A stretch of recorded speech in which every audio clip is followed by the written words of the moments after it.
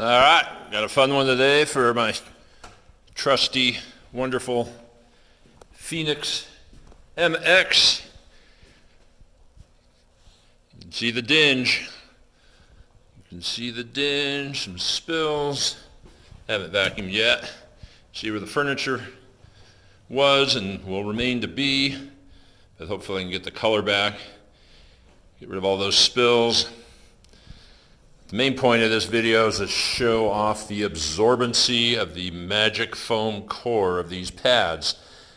A job like this, I'll probably use 4 pads. Don't want to go beyond 500 feet on these, even if you're flipping sides, which you can do, flip them at 200 or 300 or so. But once that foam core is loaded up, you're done with that pad.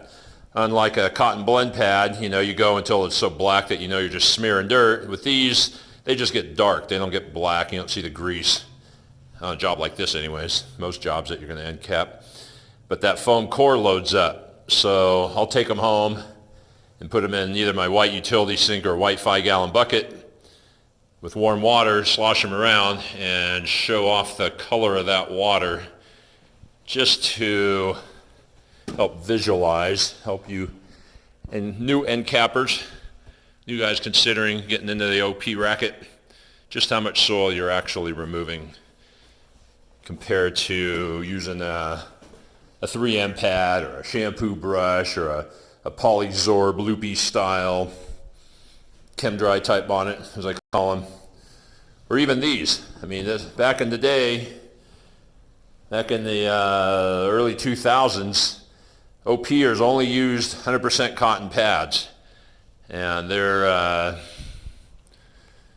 way they measured the job was how many pads they had stacked up outside the door, because get a filthy job and that cotton pad would turn into a Michelin tire in a matter of 3 or 4 twirls. It'd flip it, grab another one. Before you knew it, they had 2 feet of pads sitting outside the door, even on a little job like this. And then the wonderful world of microfiber happened, and that was, I hate to use the overused cliche these days, but that was a game changer. Anyhow, let me vacuum this. Okay, finish this whole section here. It's one of those carpets that from one angle looks great and the other not so much. This whole section here, you can see from the dent, stays covered with that sectional sofa there. So the pile is a lot taller, more beaten down, which you can see from this angle, particularly right there where that has a cabinet over it. All the spots are gone, much brighter, although it's still wet, but you can see where I stopped right there, how much darker it gets. One of the cool things you can do with this machine, which kind of makes it as effective as a Cymex, in that you can run it upside down. And by what I mean by that is you run it this way on real stubborn areas, just like you do with a Cymex, where you lift the wheels off to grind the spot away, essentially. But with this one, you can run it right at your gut, or your beer buckle, or your belt buckle, beer belly. And you can actually spray. You got to be careful how to spray your shoes, but I was doing that right in this area. It was still a little dingy with the normal weight on it. And boy, you can tell. Unfortunately, it's not a one-handed deal, and I don't have my tripod with me. And I don't know if the other OPs do that. You can see how much juice I used to do, maybe 325 feet or so. Used maybe half a gallon with that one pad. I'm going to take a cotton blend and just run it over one more time, because I'm charging a premium amount for this cleaning, and I'll be curious to see how much shows up on that pad. But man, this machine is a joy to use. I've had a lot of OPs over the years, and look at the little amount of vibration. Watch the honeycomb here. I turn it on, so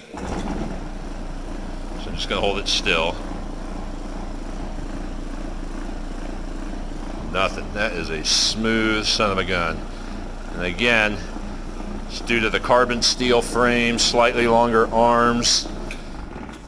I believe has something to do with this little beer belly right here.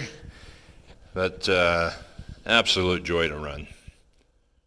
There's the dry side of that first pad, and the pad with 325 feet of use. You can see it doesn't turn black or brown like a cotton pad will.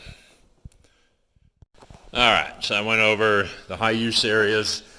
Let's see what it looks like. Get back up there. Oh geez, not too bad, not too bad. Show you the other side. Wet side. Oh boy, it was wicking up. It's interesting. That shows you why you don't really want to flip these things. Enough of it's going to travel up. And don't forget, these TRS machines have 3 movements. About a 120 orbit, I forget what the hell it is. I figure it's 9/16, 3/8, or 10 feet by 12 feet oscillation. And then there's also a thumping boom, boom, boom, action that helps bring stuff up, and that's what you're seeing there. I believe. I could be full of shit, but that's my theory. I'm sticking to it. All right, so I used 3 pads. One side, 3 of the blues. I used 2 or 3 of the whites, but let me hold on. I can hear it leaking, so we never did get a perfect plug for this. Oh shit, that water's hot. Okay, damn.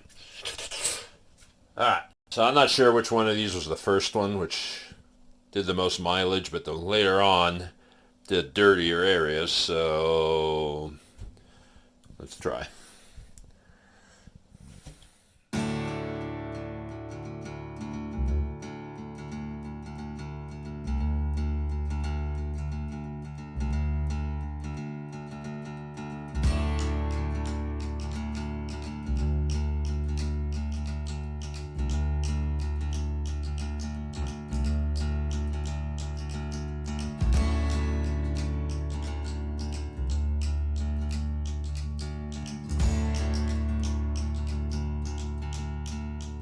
All right, let's take a look at the cotton blends. Saw that earlier. There's that side. Here's the other one from the lobby area. Oompa! Look at that. Now let's go look at that water. And can't see the bottom. So, did I clean the carpet? The question for the ages: does BLM clean the carpet? Does it remove soil? Tell me, did I remove soil from that carpet? Yeah, I did. Mikey'sBoard.com for more invigorating, instigating, deep thoughts in the wonderful world of carpet cleaning.